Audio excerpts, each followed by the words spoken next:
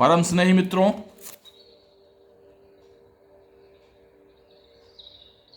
मैं ब्रजेंद्र नाथ आपके अपने YouTube चैनल मर्मज्ञा नेट से जुड़ने पर आपका हार्दिक अभिनंदन करता हूं, स्वागत करता हूं।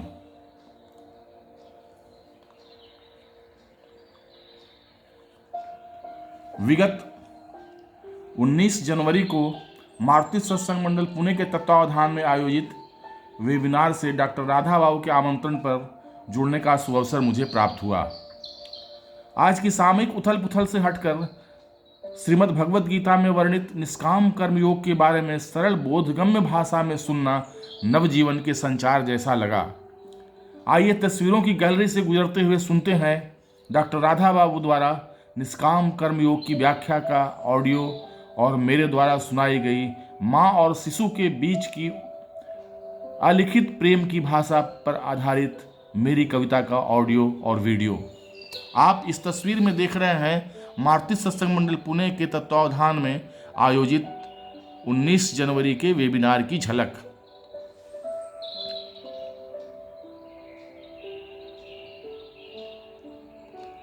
मारुति सत्संग मंडल पुणे के तत्वावधान में गूगल मीट के माध्यम से आयोजित यह वेबिनार गीता में निष्काम कर्मयोग की व्याख्या से संपन्न हुआ।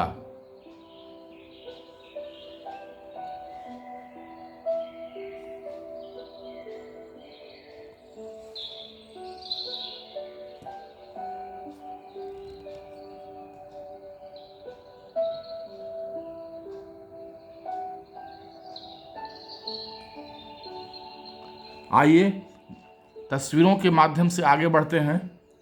गैलरी से होते हुए आज राधा बाबू ने गीता में निष्काम कर्म योग पर संक्षेप में प्रकाश डालते हुए कहा,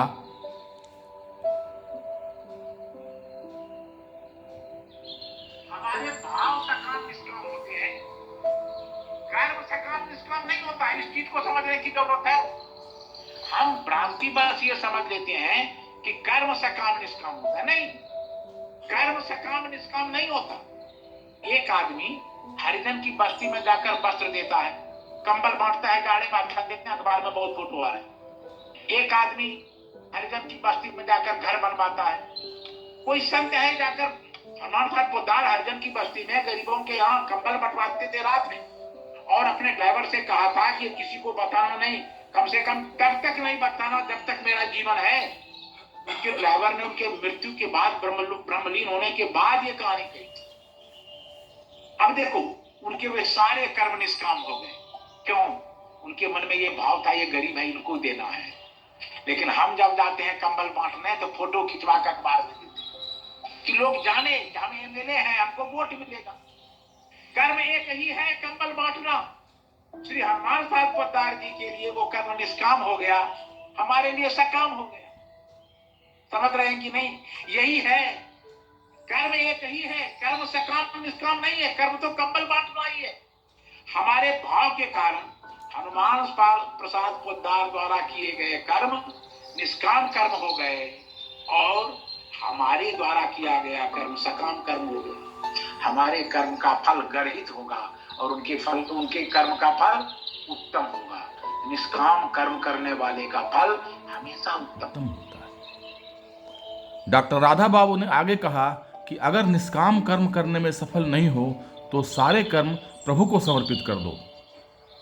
स्वार्थ का वृत्त बना हुआ है वो कर्म तो तीनों है, लेकिन निष्काम सकाम का डिग्री का अंतर साफ हो जाता है। तो मित्रों, मैं आपसे ये कह रहा हूं, अगर निष्काम कर्म करने में मनुष्य सफल नहीं हो तो उसका एक ही दायित्व है। क्या दायित्व है? सारे कर्म करके अंत में प्रभु को समर्पित कर दो। एक संत प्रवचन कर रहे थे, अंत में चुपचाप एक डकैत मिलने के लिए आ गया। उस संत से कहा कि आप एक बड़ी बात कह रहे थे आप कि जो भी कर्म करो प्रभु को समर्पित कर दो। तो मैं तो डकैती करता हूं, हत्या करता हूं, उसको भी अंत में समर्पित कर दूं तो ये कैसा रहेगा? मैं जानता हूं कि ये बुरा कर्म है, इस बुरे कर्म को भी समर्पित कर दूं भगवान को। तो संत ने कहा कि देखो, शास्त्र का एक सिद्धांत है भगवान का क्या? कहा जो जैसा कर्म समर्पित करता है उसका करोड़ों गुना भगवान लौटा देते। तुम सत्कर्म करके समर्पित करोगे तो 1000 गुना तुमको मिलेगा। बेटा अगर बुरे कर्म डकैती और चोरी को समर्पित करोगे तो वो भी तुमको करोड़ गुना उसी रूप में प्राप्त हो जाएगा। अब तुम जानो समर्पित करना है कि क्या करना है। तो इसीलिए कुछ लोग हमसे कहते हैं कि आप तो हमेशा कहते हैं कि भोजन भगवान को अर्पित कर देना चाहिए अपने लिए, इसलिए कि वो स्वादिष्ट भोजन, वो जो सात्विक भोजन है उसका फल भगवान अच्छा देते हैं। कहा कि अगर मैं मनुष्य के लायक भोजन नहीं करता हूँ, मनुष्य स्वादिष्ट भोजन करता हूँ, का सिद्धांत तो यही है, जैसा दोगे वैसा वापस मिलेगा। अरे भगवान तो प्रतिध्वनि है। इनको ज्ञान योगी कहते हैं ना कि भगवान प्रतिध्वनि है। हाँ, और भगवान को अगर कहो दो तो भगवान कहते हैं दो, और जब लो तुम कहोगे तो कहेगा लो। मतलब भगवान को जब समर्पित करते हैं तो भगवान उतना ही वापस कर देते हैं। ये प्रतिध्वनि है, ये प्रतिध्वनि है। तो मैं आपसे ये कह रहा हूं, कुछ लोग कहते हैं धर्म का परित्याग। हाँ, ज्ञान की महत्तम ऊंचाई पर पहुंचने पर मनुष्य धर्म और कर्म से मुक्त होता। रामकृष्ण परमहंसों के कर्म से मुक्त थे, वो कर्म कोई करते नहीं थे, कर्म से होता था। हाँ, परमहंस व्यक्ति कर्म करता नहीं है, कर्म होता है। ये जानिए, उसने एक बड़ी बात कही है, तो कहीं होगा मेरे पास। ओशो कहते हैं कि गीता में हिंसा की घटना असंभव है। वो कहते हैं, ध्यान से सुनिएगा, हिंसा की घटना सर्वथा असंभव है, परंतु हिंसा की मनोभावना बिल्कुल संभव है। ये ओशो के वचन है। और कहते हैं गीता के अनुसार हिंसा तो होती ही नहीं, हिंसा का अभिप्राय होता है, हिंसा की आकांक्षा होती है, हिंसा की मनोदशा होती है। पाप हिंसा होने में नहीं, पाप हिंसा करने में। सुनिए, पाप हिंसा होने में नहीं, पाप हिंसा करने में है। यानी ये सुनामी, ये भूकंप और ये प्राकृतिक आपदा हिंसा नहीं है। ये कार्य हो रहे हैं, हम काम कर रहे हैं। उसको कहते हैं पाप हिंसा का होने में नहीं, हिंसा करने में है। महावीर जब किसी चींटी को बचाकर चलते हैं, ऐसा नहीं है कि महावीर के बचाने से चींटी बच जाती है। चींटी में जो बचने वाला है वो बचा ही रहेगा, जो नहीं बचने वाला है वह महावीर के बचाने से भी नहीं बचेगा। महावीर का यह भाव, बचाकर चलना, बड़ी ही कीमती है। इस भाव से चींटी को लाभ हानि नहीं होती, लेकिन महावीर का बहुत बड़ा लाभ होता। मैं जानबूझकर आपको ये सुना रहा हूं। गीता की हिंसा और अहिंसा की इस ऊंची भावना को समझिए। जब ओशो जैसा दार्शनिक कहता है कि पाप हिंसा होने में नहीं, पाप हिंसा करने में। परमहंस से, महर्षि रमन से हिंसा नहीं हो सकती, रामकृष्ण परमहंस से हिंसा नहीं हो सकती। जो सड़क पर चलते हैं, जब रामकृष्ण परमहंस कलकत्ते की सड़क पर और एक टमटम वाला, एक्का वाला अपने घोड़े को कोड़े से मारता है पीठ पर, तो रामकृष्ण परमहंस छटपट करने लगते हैं। अब बाद में लोगों ने देखा घोड़े की पीठ पर कोड़े का निशान नहीं है, रामकृष्ण परमहंस की पीठ पर। ऐसा व्यक्ति हिंसा अहिंसा से ऊपर है। गीता यही कहती है, गीता यही, मैं यही कह रहा हूं। ये स्थिति है हमारे जीवन में भी। जब कर्म होने लगे तो आप पाप पुण्य लाभ हानि हिंसा अहिंसा से ऊपर उठिए। जब तक हम कर्म करते हैं तब तक हानि लाभ जीवन मरण यश अपजस सुख दुख होगा। गीता की यात्रा कर्म करने से लेकर कर्म होने तक। हाँ, और वही जब स्थिति आती है तब 18वें अध्याय में भगवान कहते हैं सर्वधर्मान परित्यज्य। ये सामान्य लोगों के लिए सूत्र नहीं है, सामान्य लोगों के सूत्र नहीं है। ये वैसे लोगों के लिए है जो धर्म और कर्म से ऊपर उठकर परमहंस की स्थिति में आ गया है। बस उसको सब कुछ विसर्जन जिसका हो गया है, सर्वधर्मान परित्यज्य।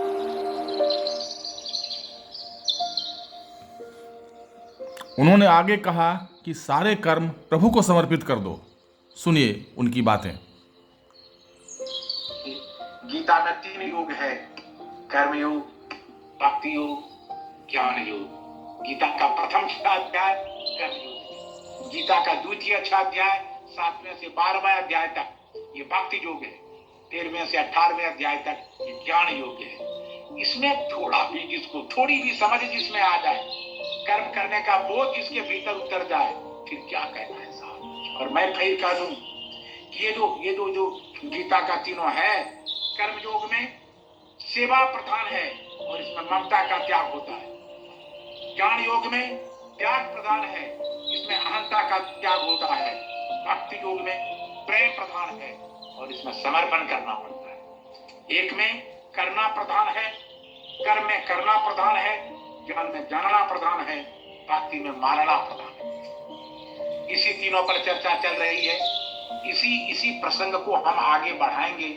गीता का यही भाव है, यही मेरी दृष्टि है। संतों आचार्यों ने ऐसा ही कहा है।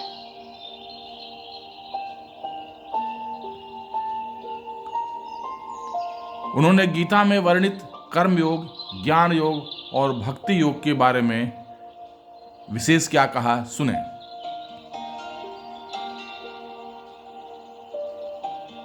अच्छा, एक बात और मैं बता दूं, इसकी व्याख्या दूसरे दिन करूंगा, लेकिन आज बता दूंगा। कुछ लोग कहते हैं निष्काम कर्म तो संभव नहीं। देखिए, कर्म योग में तो निष्काम कर्म की महत्ता है, वहां निष्काम कर्म आपको करना पड़ेगा। लेकिन भक्ति योग, राग योग में एक रास्ता और है। क्या?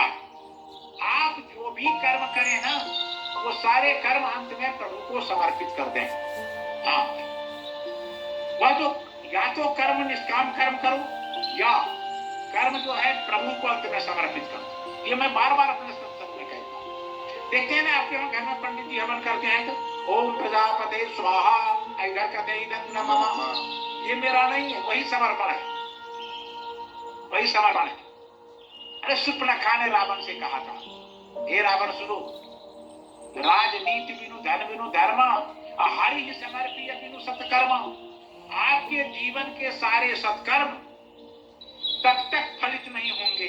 याद रखिए, गीता कहती है कि आपके जीवन के सारे कर्म तब तक फलित नहीं होंगे जब तक वो हरि को समर्पित ना करते। हरि, गोस्वामी जी कहते हैं, हरि समर्पिय बिनु सत्कर्म। हरि को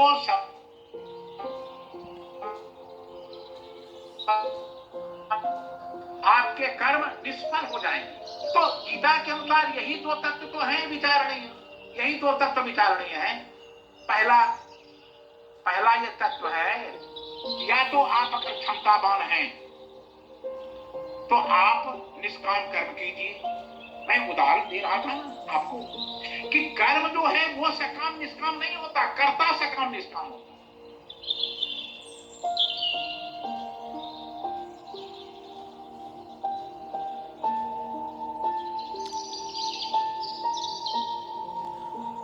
गया से जुड़े डॉक्टर दुर्गा प्रसाद खैतान जी ने स्वास्थ्य संबंधी सरल और अनुकरणीय टिप्स दिए।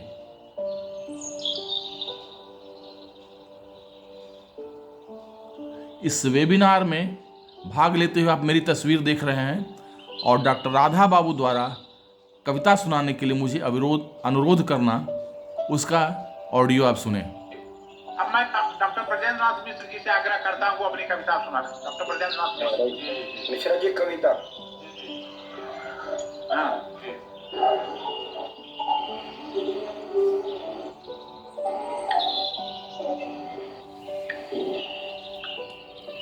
मेरी आवाज आ रही है सर? आ रही है, आवाज आ रही है। मातृ सत्संग पुणे, मातृ सत्संग मंडल पुणे के डॉक्टर राधा बाबू संरक्षक और डॉक्टर रमेश राय जी सचिव और रमेश पियानी जी, अजीत बाबू, डॉक्टर दुर्गा प्रसाद खैतान जी, डॉक्टर अरुण, डॉक्टर कर्ण और तमाम भाई बहन जो मातृ सत्संग पुणे से जुड़े हैं, उन्हें वंदन अभिनंदन करते हुए मैं आज अपनी एक कविता प्रस्तुत कर रहा हूँ, जिसमें एक माँ की भावना व्यक्त की गई है। माता को शिशु का नव स्पर्श मिला है, इस भावना पर ये कविता है। शिशु नयन की भाषा में माँ के उल्लसित हृदय में, शिशु नयन की भाषा में माँ के उल्लसित हृदय में संचरित हो रही ममता की अविचल धार निलय में, उसमें शिशु नयन की भाषा में माँ के उल्लसित हृदय में संचरित हो रही ममता की अविरल धार निलय में, माँ के जीवन की बगिया में, माँ के जीवन की बगिया में छाया नव हर्ष है। माँ का शिशु की सांसों को मिला नव स्पर्श है।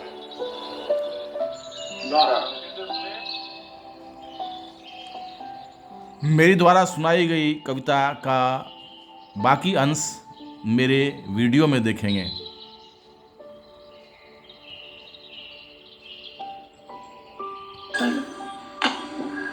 माँ के मुस्कानों में दिखता शिशु प्रेम पल्लवित हुआ। यह भाषा अलिखित सी मौन भी है मुखरित हुआ।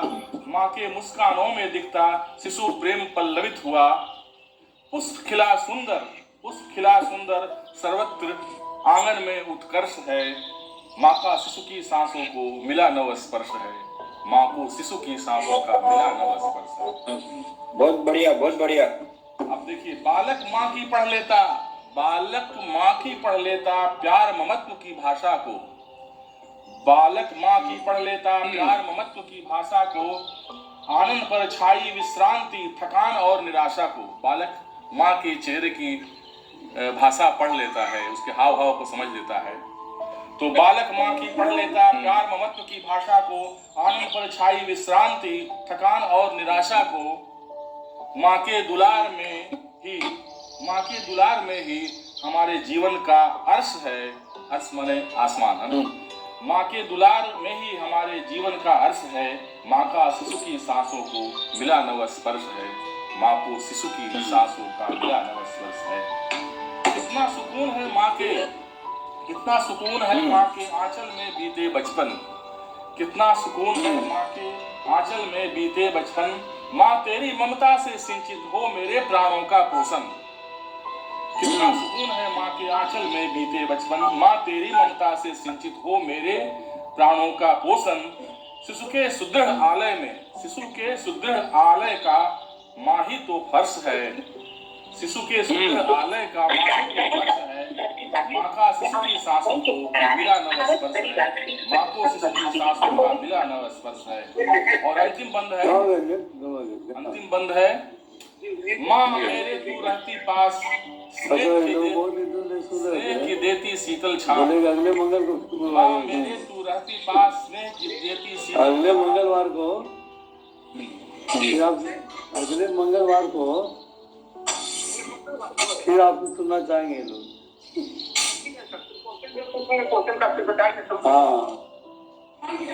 चलिए, हाँ ठीक है मिस्टर साहब, चलिए। अंतिम बंद है, माँ मेरे तू रहती पास, स्नेह की देती शीतल छा। माँ मेरी विघ्नों पर देती समाधान की त्वरित सलाह। माँ मेरी तू रहती पास, स्नेह की देती शीतल छा। माँ मेरी विघ्नों पर देती समाधान की त्वरित सलाह। माँ तू मेरे समस्त जीवन का, सुना जाए ये पंक्तियां, माँ तू मेरे समस्त जीवन का निष्कर्ष है। माँ का शिशु की सांसों को मिला नव स्पर्श है। माँ को शिशु की सांसों का मिला नव स्पर्श। यही कविता बहुत बढ़िया मिश्रा जी, बहुत बढ़िया। आपकी कविता बड़ी संवेदनात्मक होती है। बहुत बढ़िया। वात्सल्य भी है और प्यार भी है, स्नेह भी है। अद्भुत। माँ पर कविता लिखी माँ के बच्चे का अद्भुत है। अब राय साहब धन्यवाद ज्ञापन करें। हमारे राय साहब धन्यवाद ज्ञापन करें। मारुति सत्संग मंडल पुणे के सचिव रमेश कुमार राय जी ने अपना वक्तव्य दिया और धन्यवाद ज्ञापित किया। इसके बाद इस वेबिनार का समापन हुआ।